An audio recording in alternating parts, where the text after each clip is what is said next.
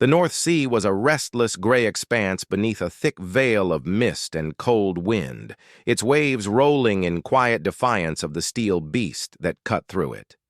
Aboard the HNLMS de Zeven Provinciën, a Dutch air defense frigate built for war but patrolling in peace, everything hummed with routine. Screens flickered, officers murmured commands, and the faint sound of radar pings echoed in the operations room like a mechanical heartbeat. Commander Eva de Vries stood with a calm gaze fixed on the main display. She was known among her crew not just for her strategic mind, but for her unsettling ability to sense when things were about to shift. At 0600 hours, something did. "Unusual contact," reported Lieutenant Bram Meyer, leaning toward the console, his brows drawing close. "Bearing 0-3-9, approximately 28 nautical miles, no AIS signal, moving at 8 knots. Eva moved closer, studying the blip. It was crawling along the edge of the Dutch exclusive economic zone, technically legal but odd in its behavior. Civilian ships usually kept steady speeds and logged transponder data. This one didn't. No flag, no ID, nothing. "Visual?" she asked. "Fog's thick. Working on it," Bram replied. A few minutes later, a blurred image from the ship's long-range optics appeared. A sleek hull, dark gray and windowless. Too streamlined for a trawler, too discreet for a freighter. A strip of equipment lined its upper deck. Antenna clusters, domes, dishes. The kind of gear associated with ships that listened rather than spoke. Eva's jaw tightened. Not a ghost ship, a spy ship. A quiet tension fell across the bridge. Everyone knew what that meant. Foreign intelligence ships didn't advertise their presence, but they were always there, testing waters, probing defenses, gauging reactions. This one was clearly watching something. Or someone. Orders came quickly. "Maintain distance, stay shadowing, no direct engagement," Eva said, pacing slightly, hands behind her back. She alerted the Ministry of Defense. Within minutes, a secure channel buzzed to life. Analysts from The Hague confirmed possible electronic intelligence gathering vessel, likely Russian or Chinese origin. The de Zeven Provinciën changed course subtly, mimicking a routine patrol arc that would bring them near the vessel without appearing overly interested. Standard procedure. But Eva's instincts told her this wouldn't stay standard for long. By 0730, the fog had begun to clear in patches, revealing more detail. The ship was eerily quiet. No activity on deck, no radio chatter, just slow, deliberate movement northward. It looked like a shadow gliding through water, oblivious yet all-seeing.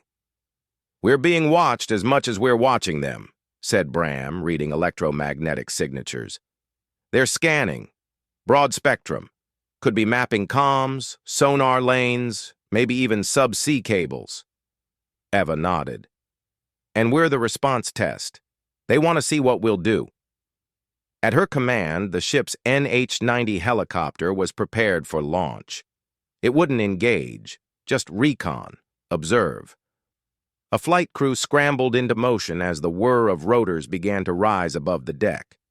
The chopper took off smoothly, circling wide toward the unknown ship. As the helicopter approached visual range, its sensors lit up. "Thermals show active systems below deck," came the report from the onboard technician. "Could be large-scale data processing or power conversion. No crew visible topside." Eva turned to her communications officer. "Record everything. Full data package." The Dutch frigate followed at a cautious 5-mile distance. International law still applied, and while it was tempting to act more assertively, Eva knew the real game here wasn't physical. It was informational. The slightest misstep, radio jamming, close maneuvers, could be spun into an incident. By late morning, the spy ship made a sudden course change, heading east, away from known shipping lanes. Not aggressive, but not casual either. "They're adjusting to us," Bram muttered. "Not trying to lose us, just reminding us they can." It was a cat-and-mouse game with no clear end. Eva's orders were simple. Don't provoke, but don't lose the trail. As the sun struggled to pierce the cloud cover, the sea reflected its dull, metallic glow. In that moment, the two ships, one silent and probing, the other alert and patient, played out a silent drama in a forgotten corner of Europe's strategic waters. Eva stood at the bridge, expression unreadable. "Mark this point," she said to Bram. "Today's the start of something. This isn't just a rogue operation. This is a message."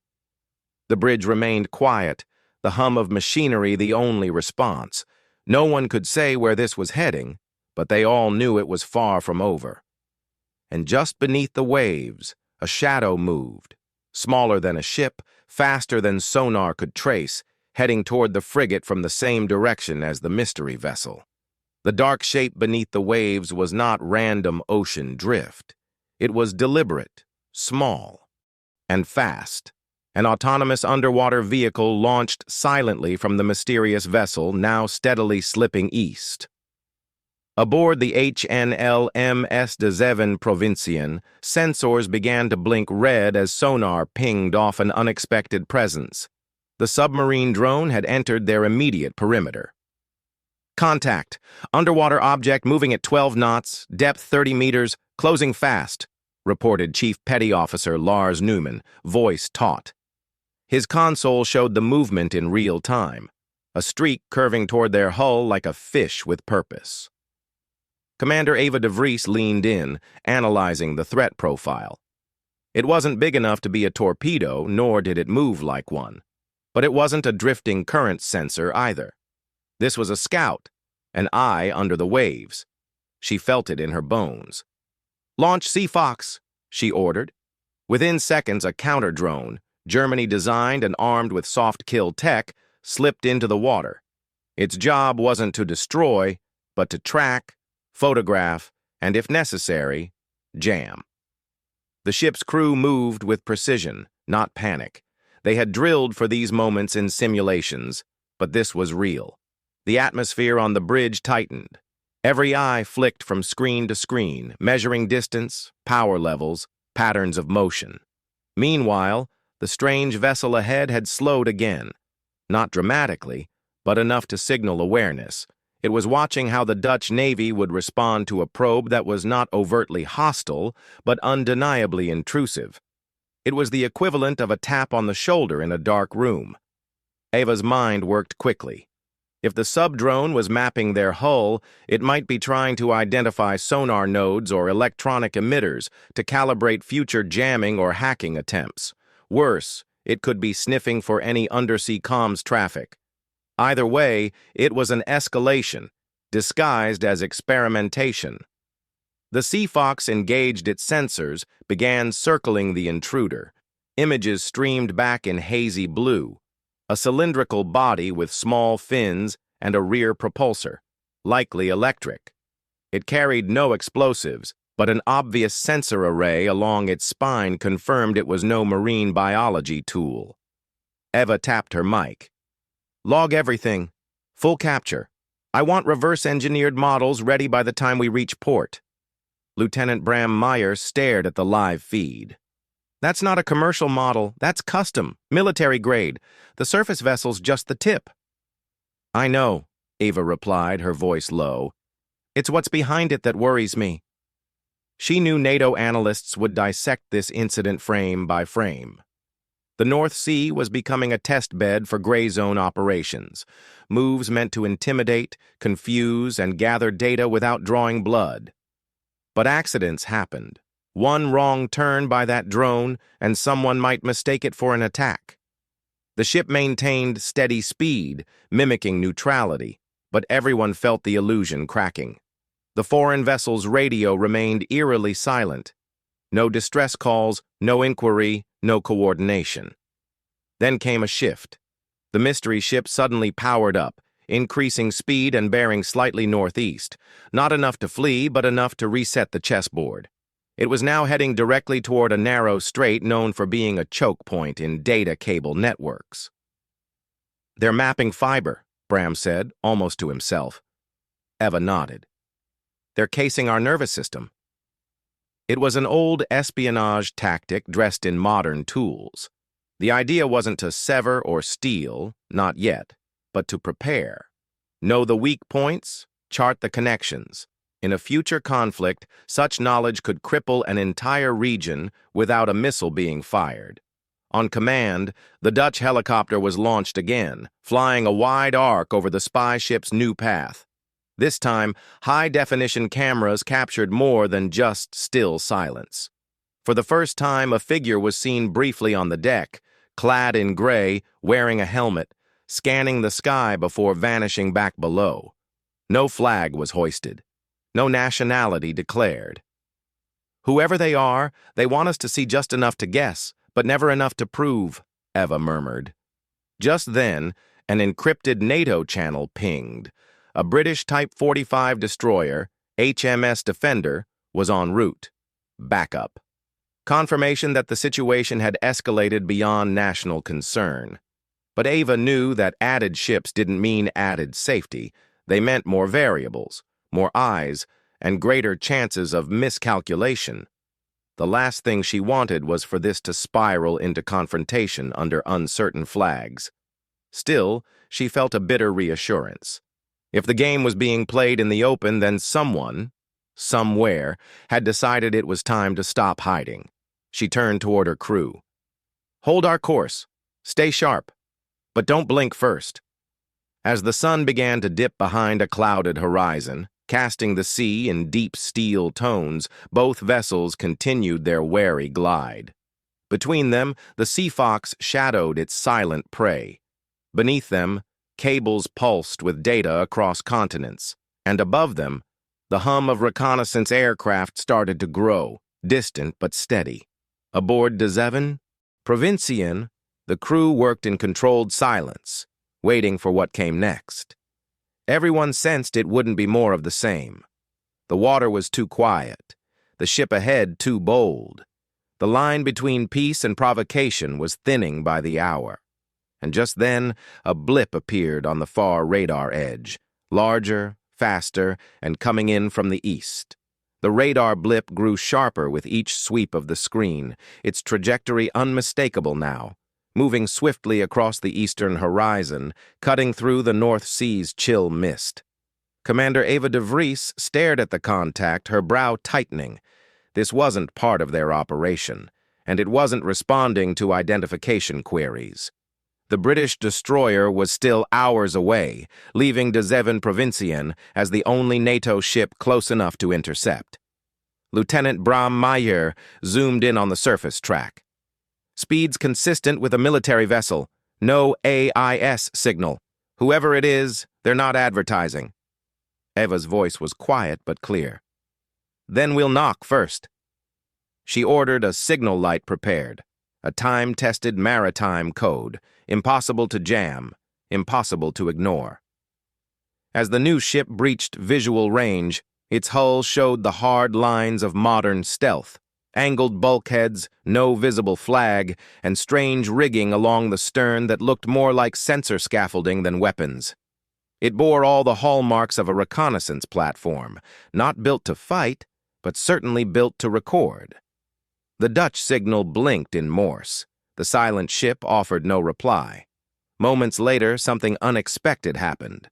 The previously spotted spy ship, the one they had shadowed for the past day, cut its engines and drifted. That move sent a wave of unease across Dezevin Provincia. It was too coordinated, too timed. This wasn't a solo act. "This is part of a relay," Eva said aloud, speaking more to herself than anyone else. "One ship probes, the second records our response." Bram didn't argue. He was already pulling satellite overlays of the region. "Ma'am, this isn't just us they're watching. Look at this." He pointed to a constellation of commercial vessels spread like freckles across the area. "They've parked themselves between the busiest data cable zones and NATO traffic corridors." Eva didn't need a decryption key to understand. This was a rehearsal, a test run for digital decapitation, surveillance, disruption, and counter-surveillance, all wrapped in international ambiguity. Her hands gripped the rail. "Get me a secure link to The Hague." As the communication link sparked to life, she composed a clear, coded report. 2 unidentified vessels operating in tandem, 1 underwater drone deployed, both resisting contact and exhibiting behavior consistent with gray zone intelligence operations. The Hague acknowledged receipt and confirmed the British destroyer had launched a Merlin helicopter to assist. Still, none of it answered the most pressing question. What would they do now that they had been seen? Just then, the silent vessel did something surprising. A door along its port side opened, just a sliver, and a small, bright orange drone boat slid into the water. It looked almost like a child's toy, but it immediately began tracing a perfect circle around De Zeven Provincia. Not too close, but close enough. "They're measuring our magnetic signature," Bram said grimly, "mapping us for future mine calibration." Ava's voice lowered. "That's a blueprint for warfare." She didn't hesitate. "Disable it. Non-lethal jamming. I want their toy back in its box." The electronic warfare officer sprang into action. Within moments, a burst of energy surged from the Dutch frigate's defensive suite. The drone boat sputtered, slowed, and then went dead in the water. "Now they know we can see them coming," Eva said. Silence hung heavy on the bridge until a junior officer reported something curious. The primary spy ship was slowly turning away, its heading now directed back toward deeper international waters. The second vessel paused, only briefly, then mirrored the movement. A slow withdrawal, careful, calculated. No sudden bursts, just distance. Eva stood motionless for a moment, watching the horizon empty, waiting for the bluff to end. But the game, for now, was over. She exhaled. They weren't here to fight. They were here to write a playbook. Bram leaned over. "And now they're taking our chapter home with them." The crew began winding down active protocols, but no one relaxed. Every eye stayed alert, every mind spinning with what-if scenarios. The incident would be reported, dissected, and referenced in future war games, but for those aboard De Zeven Provinciën, this wasn't theory. It had been a brush with a different kind of warfare. Silent, data-driven, deniable. Eva walked slowly to the bridge window, staring at the gray sea stretching endlessly ahead. The mist had thickened, swallowing the intruders in a curtain of obscurity once more. Yet something fundamental had shifted. She turned to her officers. "Next time, they'll come closer."